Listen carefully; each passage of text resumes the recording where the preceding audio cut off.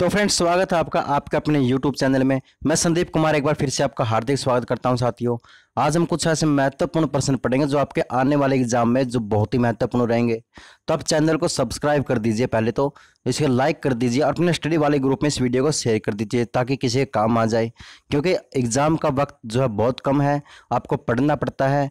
और ये मैं ऐसे क्वेश्चन दे रहा हूँ जो आपको एग्जाम में बिल्कुल देखने को मिल सकते हैं। तो शुरू करते दोस्तों आज की वीडियो। हरिकेन क्या है? ये क्या है? एक चक्रवात है। हरिकेन क्या है? एक चक्रवात है। चक्रवात की उत्पत्ति कैसे होती है? तो कैसे होती है? दो भिन्न तापमान वाली राशियों से होती है। तो चक्रवात की उत्पत्ति होती है वो दो भिन्न तापमान वाली राशियों से होती है। आपको एग्जाम में प्रश्न को कम से कम 2 बार पढ़ें। आपको प्रश्न आता है फिर भी उसको 2 बार पढ़ें, क्योंकि हो सकता है कई बार देखा होगा कुछ गलत मिल जाए, गलत लग जाए, और प्रश्न वही गलत होते हैं जो आपको आता है, अक्सर वही गलत होते हैं। चक्रवात की दिशा क्या होती है? तो चक्रवात की दिशा क्या होती है? उत्तरी गोलार्ध में घड़ी की सुई के विपरीत और दक्षिणी गोलार्ध में घड़ी की सुई के अनुकूल होती है। अगला प्रश्न है, चक्रवात की आकृति कैसी होती है? तो अंडाकार होती है। जो चक्रवात की आकृति होती है, बहुत ही महत्वपूर्ण प्रश्न मैंने उठाए हैं जो आपके आने वाले एग्जाम में बहुत ही महत्वपूर्ण रहेंगे। तो चैनल को सब्सक्राइब कर दीजिए प्लीज। मैं तो बार बार बोलता हूँ, चैनल को, मेरा ही क्यों, हर टीचर का चैनल सब्सक्राइब कीजिए जो आपके लिए बहुत मेहनत करता है। वो आपसे कुछ नहीं मांगता, सिर्फ लाइक और एक सब्सक्राइब मांगता है। चक्रवात की आकृति कैसी होती है? अंडाकार होती है। ऐसा होता है हमारा चक्रवात। चक्रवात का शांत अक्षेत्र क्या कहलाता है? तो यह क्या चक्षु कहलाता है। क्या कहलाता है? चक्षु। च से चक्रवात और च से चक्षु, याद रख लेना। चक्रवात की आंख किस चक्रवात की विशेषता है? तो यह उष्ण कटिबंधीय चक्रवात की। एग्जाम में क्वेश्चन आएगा तो उसको ध्यान से पढ़ना। तो चक्रवात की आंख किस चक्रवात की विशेषता है? तो वो रहेगी उष्ण कटिबंधीय चक्रवात की।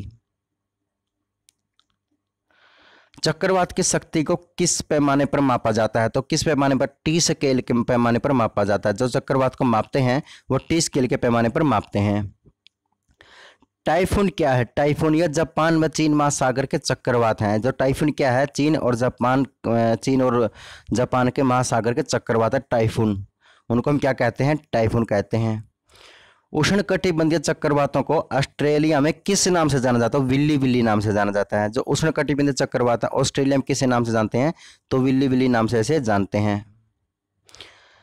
अगला प्रश्न है, बोहर सिद्धांत किससे संबंधित है? चक्रवातों से संबंधित। तो बोहर सिद्धांत है वह किससे संबंधित है? चक्रवातों से संबंधित है। ये तो बहुत ही महत्वपूर्ण प्रश्न है, कई बार पूछा जा चुका है। यह छोटे मोटे आपको हरियाणा पुलिस के एग्जाम में ये आपको देखने को मिल सकते हैं, क्योंकि HSSC है, कुछ भी पूछ सकती है। इसके साथ ये नहीं है कि ये नहीं पूछ सकती। आपने देखा होगा हिंदी आनी चाहिए थी एग्जाम में, हिंदी अब नहीं आई। आपने ये भी देखा कि इंडिया जीके आनी चाहिए थी, इंडिया जीके नहीं आई। सिर्फ एनिमल हस्बेंड्री दे दी 20 नंबर की। तो इसलिए अपने तैयारी को कंटिन्यू रखें और तैयारी को ऐसी मजबूत पकड़ बना ले जीके पर, कम से कम जीके से आपका नंबर कटे ना। और चैनल को सब्सक्राइब जरूर कर दीजिए यार।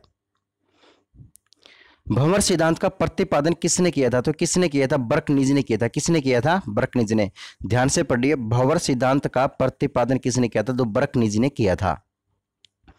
अगला प्रश्न बनेगा आपका, टोर्नेडो का संबंध किससे है? तो उत्तरी अमेरिका से है। टोर्नेडो का संबंध किससे है? उत्तरी अमेरिका से। टोर्नेडो यह भी चक्रवात है। क्या है? चक्रवात। प्रति चक्रवात की विशेषता क्या है? तो स्वच्छ आसमान है। क्या है? स्वच्छ आसमान। प्रति चक्रवात की विशेषता क्या रहेगी आपका? स्वच्छ आसमान रहेगी। अगला प्रश्न है, उच्च दबाव वाली हवाएं जो केंद्र से बाहर की ओर चलती हैं उन्हें क्या कहते हैं? तो प्रति चक्रवात कहते हैं। जो उच्च दबाव वाली हवाएं होती हैं और केंद्र से बाहर की ओर चलती हैं तो उन्हें क्या कहते हैं? प्रति चक्रवात कहते हैं। प्रति चक्रवात किस क्षेत्र में उत्पन्न होते हैं? तो ये भूमध्य रेखीय क्षेत्र में उत्पन्न होते हैं। ये भी बहुत महत्वपूर्ण प्रश्न है। प्रति चक्रवात की आकृति कैसी होती है? तो गोलाकार होती है। क्या होती है? गोलाकार। मैंने बताया था चक्रवात की आकृति कैसी होती है? तो अंडाकार होती है। और प्रति चक्रवात की आकृति कैसी होती है? गोलाकार होती है। कौन सा चक्रवात सबसे अधिक विनाशकारी होता है? तो ये टोर्नेडो। ये क्या है? टोर्नेडो, जो उत्तरी अमेरिका में पाया जाता है। टोर्नेडो ये बहुत विनाशकारी होता है, बहुत सारे घर उजाड़ देता है ये अगला प्रश्न है, डोल्डर क्या है? ये भूमध्य रेखा के आसपास का अल्प दाब वाला क्षेत्र है। डोल्डर क्या है? भूमध्य रेखा के आसपास का अल्प दाब वाला क्षेत्र है। उत्तरी गोलार्ध में चक्रवात में वायु की दिशा क्या होती है? तो वामावर्त होती है। क्या होती है? वामावर्त होता है। उत्तरी गोलार्ध में चक्रवात में वायु की दिशा होती है। अगला प्रश्न है, दक्षिणी गोलार्ध में चक्रवात में वायु की दिशा क्या होती है? तो दक्षिणावर्त होती है। क्या होती है? दक्षिणावर्त। प्रश्न को बिल्कुल ध्यान से पढ़ना है। इसमें पूछा क्या गया है? इसमें पूछा गया है दक्षिण गोलार्ध में चक्रवात में वायु की दिशा क्या होती है? तो दक्षिणावर्त होती है। ट्विस्टर क्या है? ट्विस्टर क्या है? ये आपका सथलीय अमेरिका का चक्रवात है। इसे हम क्या बोलते हैं? ट्विस्टर बोलते हैं। अगला प्रश्न है, प्रति चक्रवात की तुलना में कैसे होते हैं? बड़े होते हैं। कैसे होते हैं? बड़े होते हैं। प्रति चक्रवात की तुलना में कैसे होते हैं? बड़े होते हैं। प्रति चक्रवात में वायु दाब कहाँ से अधिक होता है? तो केंद्र में होता है। केंद्र से जो है वायु का दाब जो है सबसे अधिक होता है। आप वीडियो को 1 से 2 बार देखना। तो ये प्रश्न बहुत महत्वपूर्ण है साथियों। मैं बार बार बोल रहा हूँ, बहुत महत्वपूर्ण है। कम से कम एक क्वेश्चन तो आपको मिल सकता है। मैं ये नहीं कहता कि आपको जो आसान जी के याद करके जाए, मैं तो कहता हूँ थोड़ी गहराई से भी करके जाए, आपको एग्जाम में यहाँ से मिल सकता है। अगला प्रश्न है, टोर्नेडो क्या है? टोर्नेडो चक्रवात किस क्षेत्र में सबसे अधिक होता है? तो मैंने बताया था अमेरिका, उत्तरी अमेरिका और ऑस्ट्रेलिया में जो है यह पाया जाता है। ऑस्ट्रेलिया में एक भी मिलता है, वो क्या मतलब विल्ली विल्ली। चक्रवातों की उत्पत्ति के संबंध में ध्रुवीय वार्ता सिद्धांत का प्रतिपादन किसने किया था? तो किसने किया था? जे बर्कनीज ने किया था। किसने किया था? जे बर्कनीज ने। अगला प्रश्न है, हरिकेन चक्रवात की गति लगभग कितनी होती है? तो कितनी होती है? 120 किलोमीटर प्रति घंटा होती है। जो हरिकेन चक्रवात होता है उसकी गति कितनी होती है? लगभग 120 किलोमीटर प्रति घंटा की रफ्तार से जो है चक्रवात चलता है। अब मानव शरीर में कुछ तत्वों, यहाँ से भी क्वेश्चन आपके बन सकते हैं, आपको याद होना चाहिए। मानव शरीर में ऑक्सीजन जो होता है 65% होता है। कितना होता है? 65%। और मानव शरीर में जो कार्बन की मात्रा होती है वो मात्रा 18% होती है। और हाइड्रोजन की मात्रा मानव शरीर में कितनी होती है? 10% होती है। और नाइट्रोजन की मात्रा कितनी होती है शरीर में? 3% होती है। और कैल्शियम की जो मात्रा होती है वो 2% होती है। और फास्फोरस की जो मात्रा होती है वो 1% होती है। अब जो पोटाशियम होता है शरीर में वो कितना होता है? 0.35% होता है। और सल्फर कितना होता है? 0.25% होता है। सोडियम कितना होता है? 0.15% होता है।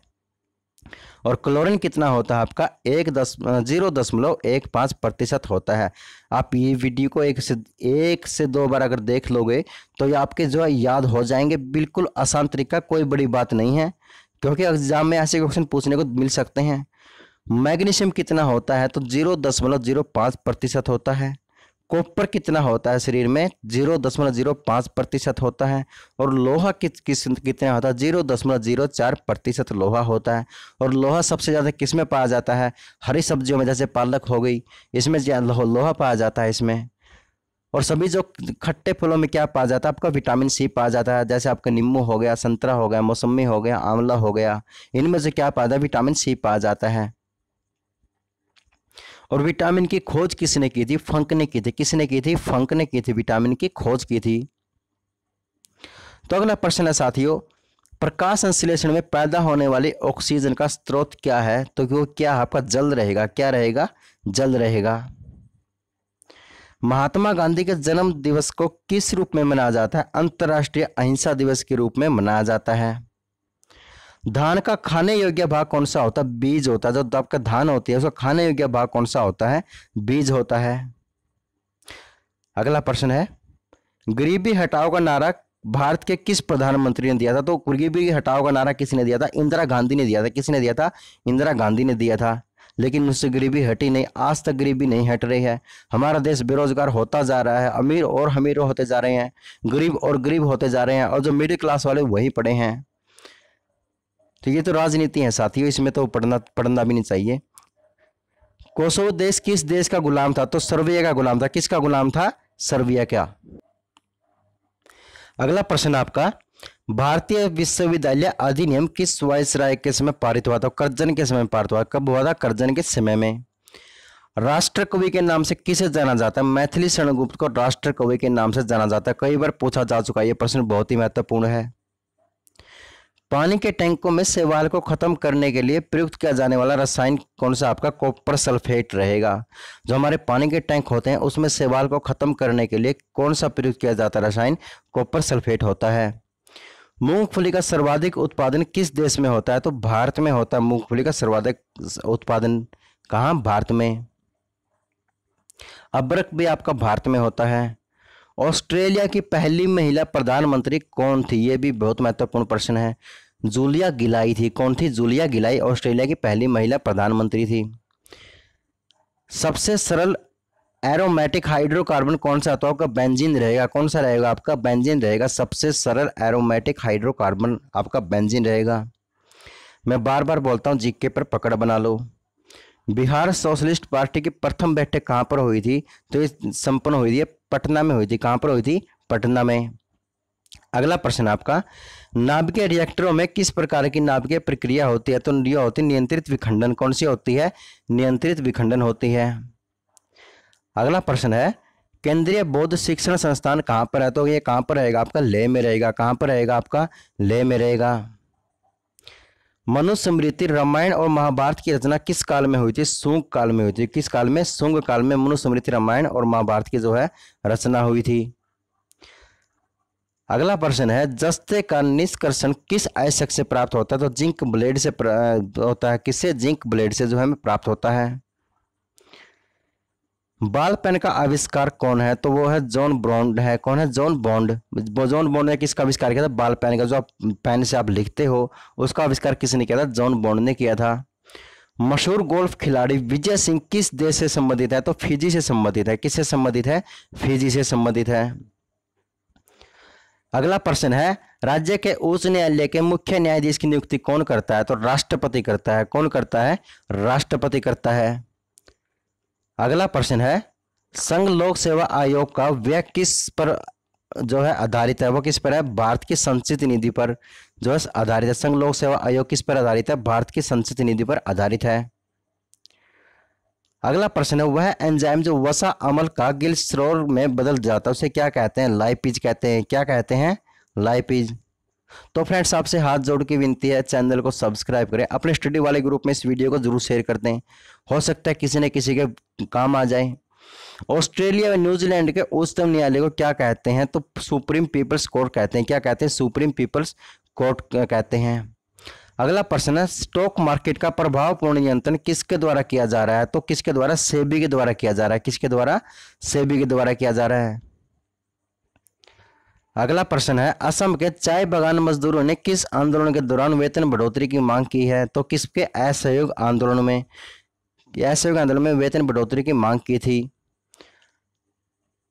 अगला प्रश्न है, अकबर के नवरत्नों में किसका जन्म नागौर में हुआ था? नागौर में। ये तो बहुत ही महत्वपूर्ण प्रश्न है। तो अकबर के जो नवरत्न थे उनमें ना एक अबुल फजल भी था। उसका जन्म कहाँ हुआ था? नागौर में हुआ था। नागौर कहाँ पड़ता है? आपका राजस्थान में पड़ता है। किस फसल के लिए तना काट प्रवर्धन प्रयुक्त होता है? तो गन्ने के लिए। किसके लिए? गन्ने के लिए। तो फ्रेंड्स, आज के लिए इतना ही। ये मैंने कुछ ऐसे महत्वपूर्ण प्रश्न थे जो आपके एग्जाम में आने के चांसेस हैं, इसलिए दोस्तों मैंने सोचा कि ये वीडियो आपके लिए शेयर कर दूं। और आपका भी हक बनता है, आप चैनल को सब्सक्राइब करें, वीडियो को शेयर करें अपने स्टडी वाले ग्रुप में अपने मित्र प्यारों को। तो आज के लिए इतना ही दोस्तों। जय हिंद, जय भारत।